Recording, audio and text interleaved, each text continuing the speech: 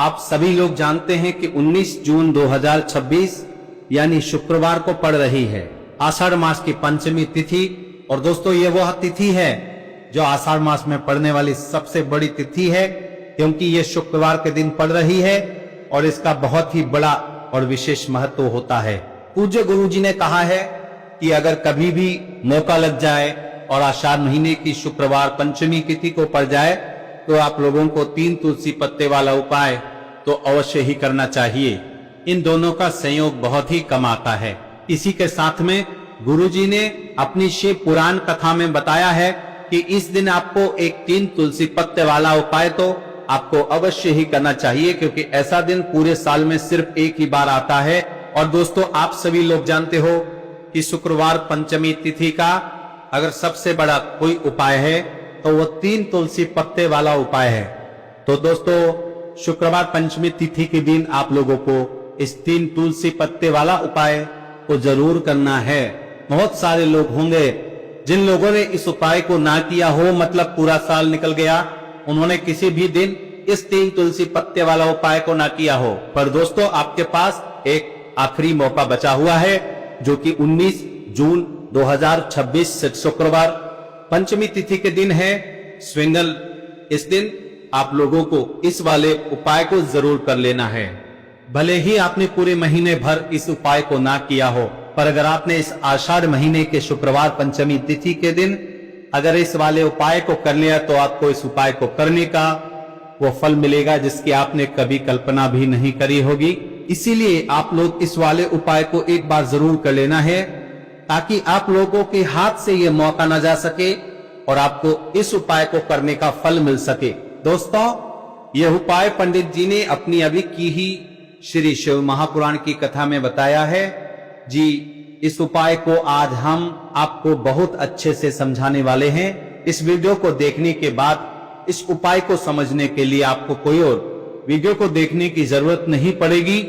तो चलिए दोस्तों उपाय को शुरू करते हैं। देखिए यह इस आषाढ़ महीने के शुक्रवार पंचमी तिथि के दिन यह इतना खास होता है, इतना महत्वपूर्ण होता है, देखा गया है।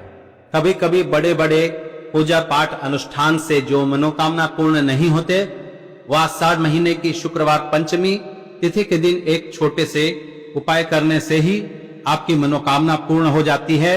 और बहुत सारे लोगों ने इस उपाय को किया भी है और उनको इस उपाय को करने का फल भी जरूर मिला है। अगर आप लोग भी इस उपाय को करना चाहते हैं तो आप इस उपाय को पहले अच्छे से समझ लेना, सुन लेना, उसके बाद करना। आपको इस उपाय का फल जरूर मिलेगा। और इस उपाय को कर लेने से आपके घर में चाहे किसी भी प्रकार की दुख और समस्या क्यों ना चल रही है, आपको उसका कारण भी नहीं पता है कि भाई ये समस्या किस कारण से चल रही है। उसका कुछ भी कारण हो सकता है, जैसे पितृ दोष हो सकता है या किसी भी तरह का मंगल दोष भी हो सकता है। तो इस दिन आप लोगों को ये वाला उपाय कर लेना है। यह ऐसा उपाय है जिस उपाय को अगर किसी विशेष दिन पर किया जाए तो भाई उस विशेष दिन का जो है वह तो हमें मिलता ही मिलता है, पर हमने उस दिन पर इस उपाय को किया है तो हमें उससे भी बड़ा फल मिलता है और फल बहुत जल्द मिलता है, क्योंकि आप इस उपाय को बहुत ही बड़े और विशेष दिन पर कर रहे हो। तो चलिए अब उपाय के बारे में बात करते हैं, लेकिन उससे पहले आप लोगों को ये जानना आवश्यक है कि आखिर ये उपाय किस समय करना है, किसको करना है और कैसे करना है। तो चलिए हम आगे आपको वीडियो में एक एक करके बता देते हैं। लेकिन उससे पहले अगर आप लोग हमारे चैनल पर पहली बार आए हैं या फिर मेरी आवाज आज पहली बार सुन रहे हैं तो हमारे चैनल को सब्सक्राइब जरूर कर लेना और इस वीडियो को लाइक करके कमेंट बॉक्स में श्री शिवाय नमस्तुभ्यं ओम नमः शिवाय जरूर टाइप कर देना। तो दोस्तों इस 3 तुलसी पत्ते वाला उपाय को हमें इस शुक्रवार पंचमी तिथि के दिन कैसे करना है, किसको करना है, किस समय करना है और कहां पर करना है, ये सारे सवालों के जवाब आपको इस वीडियो में मिल जाएंगे। और जो यह वीडियो देखेगा भाई उसको 3 तुलसी पत्ते वाला उपाय जरूर करना चाहिए, क्योंकि इस दिन एक तुलसी पत्ते का भी बहुत ही बड़ा और विशेष महत्व होता है। और जब बात आ जाए 3 तुलसी पत्ते वाला उपाय की तो यह है सोने पर सुहागा वाली बात हो जाती है और यह है बहुत ही बड़ा उपाय हो जाता है।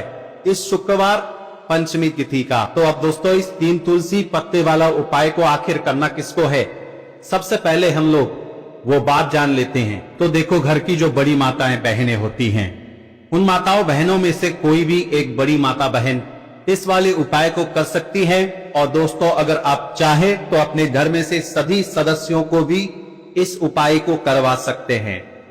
अगर किसी व्यक्ति की खुद की कोई मनोकामना है, खुद की कोई दुख और परेशानी है जो कि वह अपने लिए ही करना चाहता है, इस वाले उपाय को तो वह खुद अपने लिए भी कर सकता है। बाकी अगर कोई घर में से ऐसा है जो कि अपने पूरे घर परिवार की सुख और शांति के लिए यह वाला उपाय करना चाहता है, तो भाई वह भी कर सकता है, उसमें भी कोई दिक्कत वाली बात नहीं है। कहने का मतलब यह है कि इस उपाय को हर एक सदस्य भी कर सकते हैं और पूरे घर परिवार के सदस्य के लिए घर की बड़ी माताओं बहनों में से कोई एक माता बहन भी कर सकती है। माताएं बहन अगर घर में उपस्थित ना हो या वह यह वाला उपाय ना कर पा रही हो, तो फिर घर का कोई बड़ा सदस्य भी इस 3 तुलसी पत्ते वाला उपाय को कर सकता है, चाहे फिर वह पुरुष ही क्यों ना हो, उसमें कोई भी दिक्कत वाली बात नहीं है। उसके बाद में दोस्तों जो अगला प्रश्न निकल कर आता है वह आता है इस उपाय को लेकर कि आखिर इस उपाय को हमें किस समय करना है, सुबह के समय करना है कि शाम के समय करना है। तो देखो, इस वाले उपाय को आप लोग सुबह के समय भी कर सकते हो और शाम के समय प्रदोष काल में भी कर सकते हो। अब अगर आप पूछो कि भाई सबसे उत्तम समय कौन सा रहेगा इस 3 तुलसी पत्ते वाला उपाय को करने का, तो हम आपसे बस ये कहेंगे कि इस उपाय को आप सुबह के समय करेंगे तो ज्यादा बेहतर होगा। बाकी अगर प्रदोष काल शाम के समय भी करेंगे तो भी अच्छा होगा, उसमें कोई भी दिक्कत वाली बात नहीं है।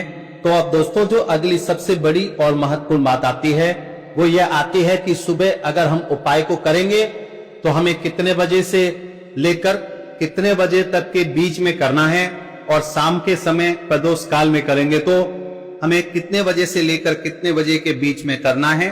तो देखो, सुबह जितनी जल्दी हो सके आप उपाय की कोशिश करना। बाकी अगर किसी कारणवश लेट भी हो जाओ, थोड़ी देर भी हो जाए, तो 10 या 11 बजे तक भी आप उपाय कर लेना, पर 12 बजे से ज्यादा देरी ना हो, ठीक है, इस बात का ध्यान रखना। उसके बाद में दोस्तों अगर शाम के समय प्रदोष काल की बात करें, प्रदोष काल का जो समय होता है वो शाम के 6 बजे से शुरू हो जाता है। मतलब शाम के 6 बजे से लेकर 7 बजे के बीच का जो समय होता है ये समय प्रदोष काल का समय होता है।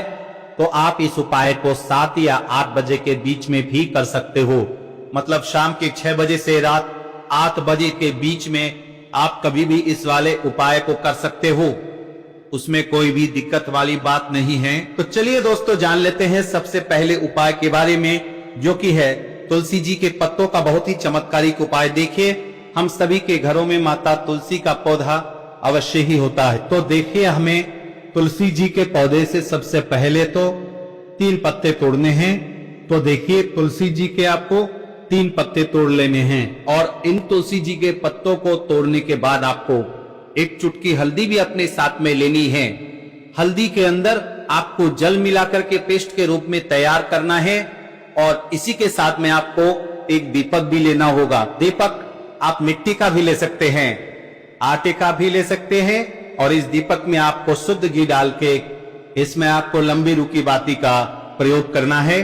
देखिए दोस्तों, आपके पास है 3 तुलसी जी के पत्ते। तो पहला जो तुलसी जी का पत्ता है उस पर आपको सबसे पहले तो जो आपने हल्दी ली है उसके एक बिंदी लगानी है।